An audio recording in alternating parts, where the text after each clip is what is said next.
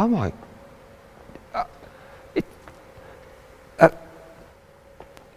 this is a new Lotus Emira.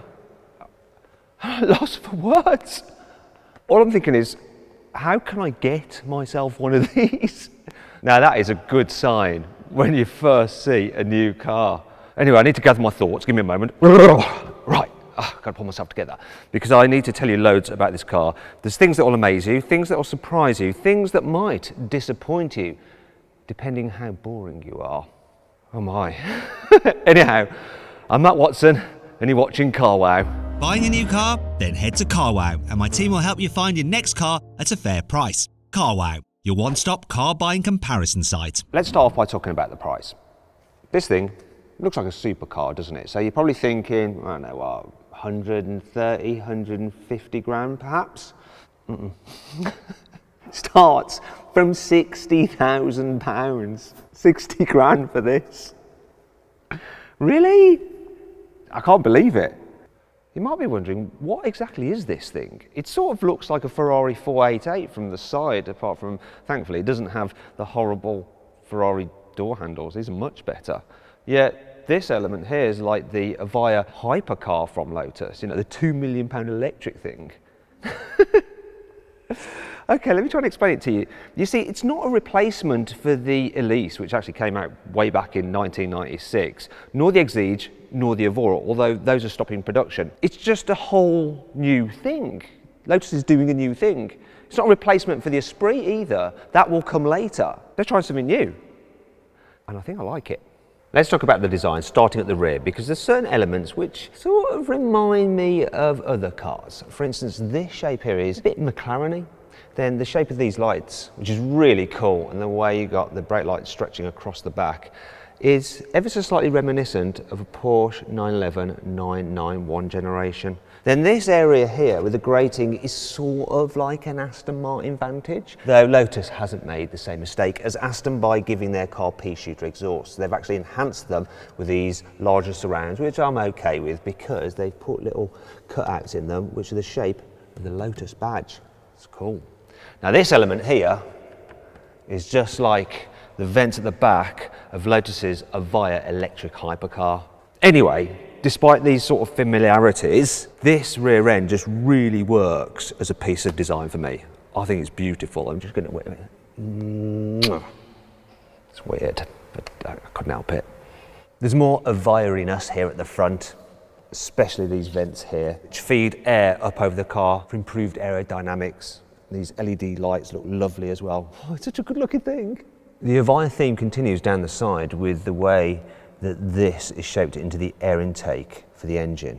Mind you, these bits here, the haunches, are reminiscent of the Elise. I think we need to talk about the name as well. Emira, not to be confused with Nissan Almira, okay? It means leader in some ancient language, apparently. Before we get too carried away, getting all jizzy over this beautiful new car, there is a problem we need to discuss.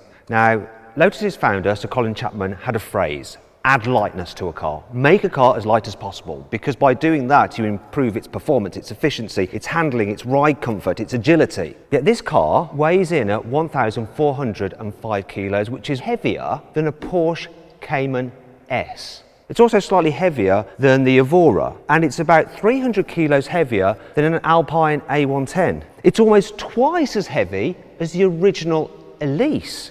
Is poor old Sir Colin turning in his grave? Wait a minute, what happens if he was cremated? Maybe his carbon atoms are all agitated. What's going on? The truth is that towards the end of his life, Colin Chapman was actually trying to take Lotus up market with the Elite, the Eclat and the Excel. Not particularly memorable Lotuses, but that was his plan. And this is Lotus's plan with this car. You see, it's not supposed to be a lightweight sports car for weekends. It's a global car for everyday use to take on the Porshce Cayman. They want as many cells as the Porsche, and they just need to make it have a wider appeal. So with this, it's got the latest safety tech. It's got creature comforts, it's got soundproofing, so it's not a pain to drive on the motorway. You've got ambient lighting in here, you've got electric seats. Speaking of the seats, this one is positioned a little bit too high. For the production version, they will lower it down. But one thing I have noticed, which is a clear sign that it is a global car, is that it's designed for a bigger body.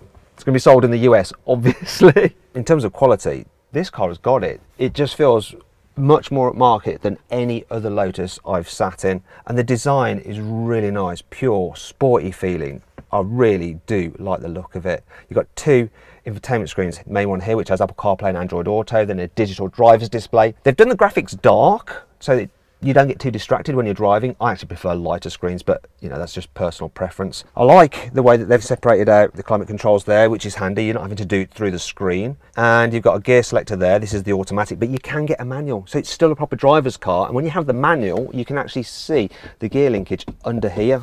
Speaking of which, when you've got the auto, that is storage. You've got some more storage here. You've got cup holders here. You've got big door bins. There's an OK glove box.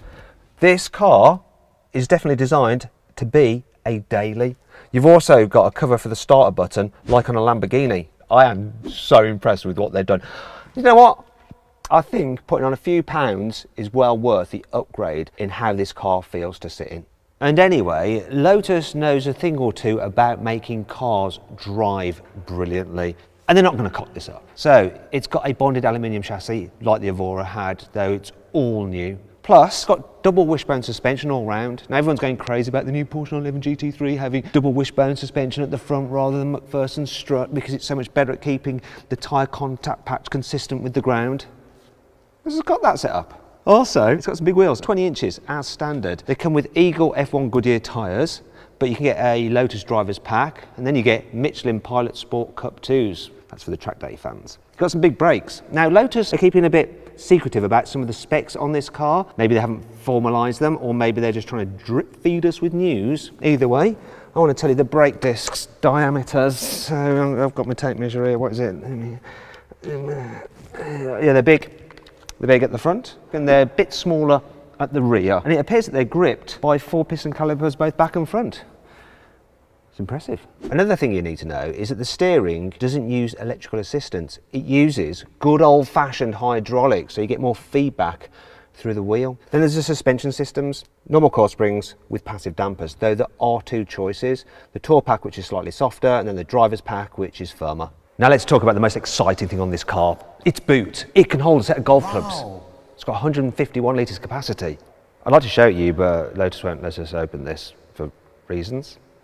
If you need more space, there's 208 litres of extra storage behind the seats. Combined, you've got around 360 litres of space, which is less than you get in the boot and front boot on a Porshce Cayman, but it's more space than you get in the boot and front boot on an Alpine A110. Unlike those 2 cars, there's no extra storage under the bonnet on the Emira. Anyway, shall I mention the engines? May as well. Are you interested? There's 2. So there's a 3.5 litre supercharged V6 that you get in the Evora and the Exige. Then there's the 2 litre 4-cylinder turbo from the AMG A45. Now I love that engine. I had one of those cars. It's a brilliant, brilliant engine. And if you have that engine, then you get the dual clutch 8-speed automatic gearbox from AMG as well, which has launch control. You also get a rear limited slip differential, regardless of which engine you go for. Now, if you want a manual, you have to have the 3.5 litre V6. And if you want an auto with that engine, then it's a torque converter auto. So I will probably go with the AMG engine, to tell you the truth. In terms of power, once again, Lotus are trying to drip feed us information. They're just saying that the engines will have between 360 and 400 horsepower, which puts it in the ballpark with the Porshce Cayman. Obviously mounted amidships, driving the rear wheels, perfect sports car setup. Sports car? Like I said at the beginning, it's more like a supercar. I definitely want one. I'm supposed to be buying a new house. Not sure which way it's going to go.